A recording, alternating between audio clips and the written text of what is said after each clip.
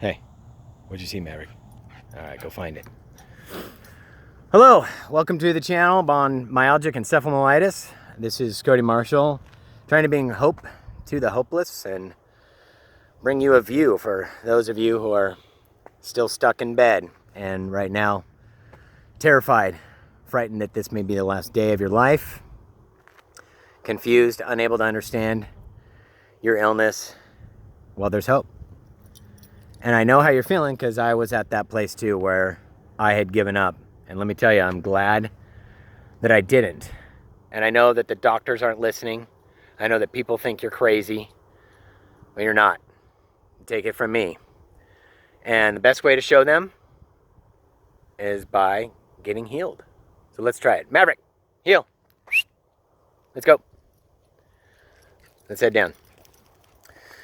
Anyway, I hope you enjoy the view and the walk. I'll try and keep it steadier than usual. Today we are, of course, talking about the bacterial component to myalgic encephalomyelitis, and hopefully the second video, the fungal component, was insightful, and hopefully you've even started talking to your doctor or looked into antifungals on your own and an antifungal diet protocol, etc. But I can't make you do it.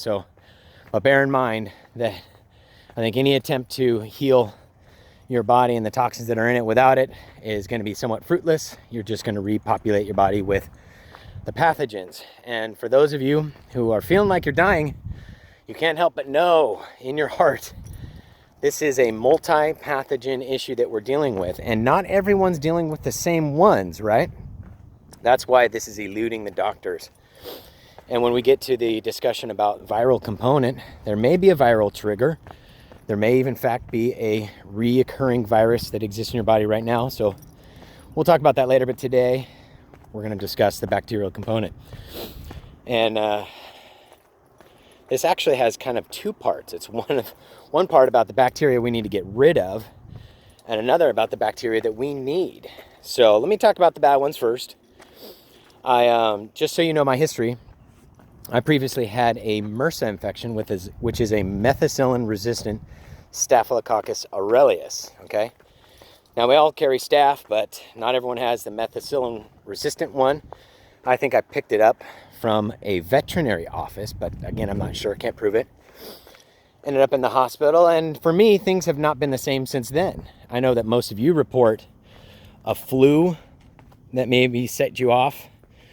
Any number of possibilities. Traveling abroad is a common one, so there's pathogens that are picked up from traveling to other countries. So I don't think there's any one trigger, but I won't be surprised if they find it. But with that, there clearly is a bacterial component, and let me tell you why. Because the best part of my progress was when, on my own, really started to discover which antibiotic would work for me. I knew there was a bacteria component and that my doctor was not addressing it. And so I'm just going to admit this on YouTube, but I got some doxycycline through somebody who didn't use theirs. And let me tell you, it worked like a champ. It was 2 to 3 days after taking that, I felt great. So with that, I had managed to procure some Augmentin from my doctor, right? The legal way. And let me tell you, that did nothing at all. I went right back into my catastrophic levels of discomfort, and the entire course of doxycycline basically seemed like it did nothing. It came roaring back after about 10, I'm gonna guess about 10 days of being off of it. So clearly there's an issue, and it all makes sense why it comes back. So presently, the reason I'm on top of a mountain, I believe, right now, is because I'm taking a combination of doxycycline and rifampin. Oops, excuse me, I almost slipped. And the reason I take those both is because rifampin is able to get to the bad bacteria that's hiding in the biofilms of my body. What's a biofilm? It's basically a place that bacteria and fungus like to hide when your body is being attacked by antibiotics. And when I say attacked, think of it from their point of view. All right, so they hide, and think of it as like a snot bubble, and the antibiotic can't get in. And then when the coast is clear, they can come back out and start to reinvade you, which is why we continue to be reinfected. Now, I don't sit here today and tell you that I cannot get reinfected.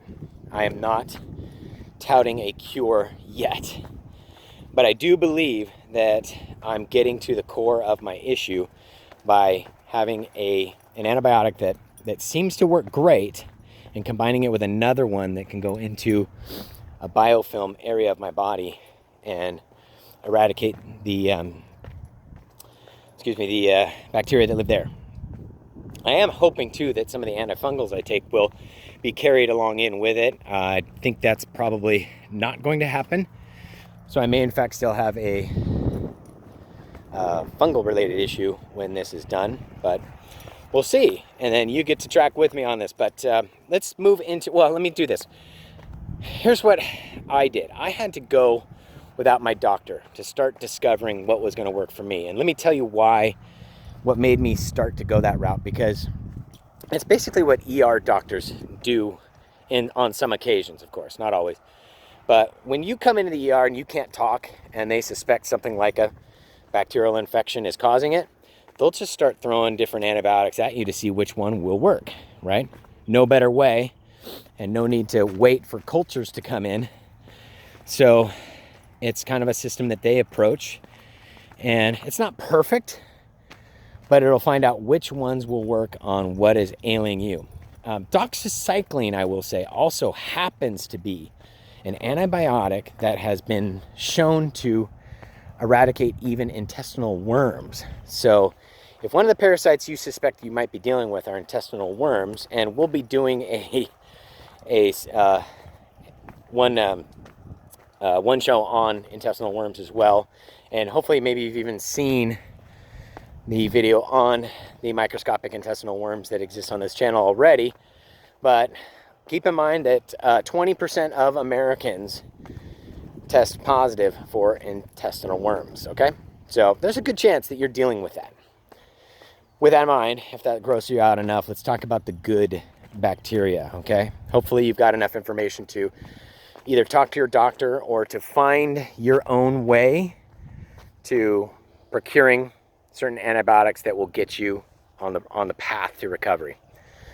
Good bacteria though. Part of the reason many of you are probably taking some vitamins, most likely B vitamins, maybe even D vitamin because you're not going out in the sun, but also because you are not producing them in your gut anymore. You probably have food intolerances.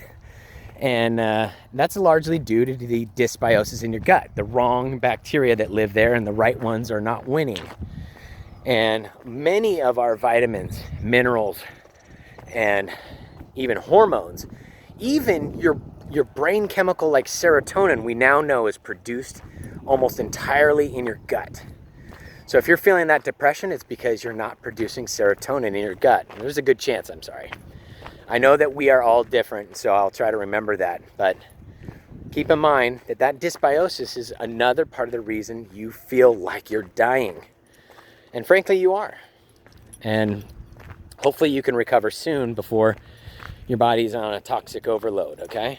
And keep in mind that when you do the antibiotics, you may experience a bit of a toxic load increase for a short term. Rifampin, for example, is known to do that for about a week. So expect to feel a little bit worse. Taper off on your medicine if you do. Drink water and try to sweat out the toxins, and you'll probably feel a lot better. I spent a lot of time in a jacuzzi, and that helped greatly, okay? With that, good bacteria. Many of you may not be able to afford some of the best probiotics out there. If you do, try to get the ones with maximum numbers of strains, and the ones that come refrigerated for obvious reasons, those are bacteria, and it's better to try and introduce live culture into your gut. But if you don't know this, you can ferment so many things to create good bacteria. And in fact, there are cheeses with good molds on them as well that are healthy for you, that you need in your gut as well. And if you're taking the antifungals, you need those. So look into that, and I can answer questions about that in the comments if you have them. But you know, you can You can ferment cabbage and salt, which is basically sauerkraut. I have an amazing recipe that I guarantee would sell bottles off the shelf if one of you wanted to take that over. And you can ferment carrots, and you don't need a starter culture with these things, guys. That bacteria already lives in the vegetable, okay? I've tried many others as well. Can't really do beets. They don't seem to do so hot, but maybe you have a recipe. And I'd open up the comments for anybody who has some fermentation. But you know what? It's time for you to start eating fermented food. And I know a lot of you are hearing a red flag right now because you've been told stay away from fermented foods.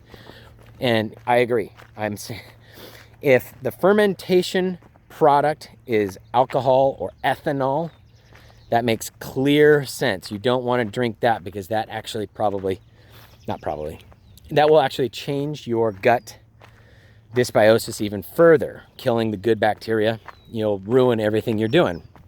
So stay away from the alcohol and work on eating those fermented foods. There's kimchi, which is great Korean for those of you who like spicy foods, and there's kombucha, there's water kefir. So look into fermented foods that you enjoy, but try to do as diverse as you can. Whoops, excuse me, I slipped. And the greater the diversity, of course, the better the diversity in your gut. And you'll start to be able to produce the vitamins that you're probably sorely missing, and even the hormones and neurochemicals that are missing right now. So anyway, if you have questions about it, put them in the comments section and I'll try to address it as best we can. If you need help with your doctor, happy to either give you some information, maybe talk you through what you can talk to him or her about. Or if you are at that point where so many get to, where you no longer have the resources to see a doctor, it's not without hope now, okay? There are solutions that we can talk about even offline if necessary. And I can encourage you greatly that I'm confident that you can be up on top of the mountain too very soon, enjoying a walk just like this, and maybe even get yourself a rescue dog like Maverick here and start to enjoy life again. So anyway, I hope I've brought hope to you. I hope you've gotten some joy and some good information about this, and I just pray that you'll be on your feet soon with me, okay? And take care.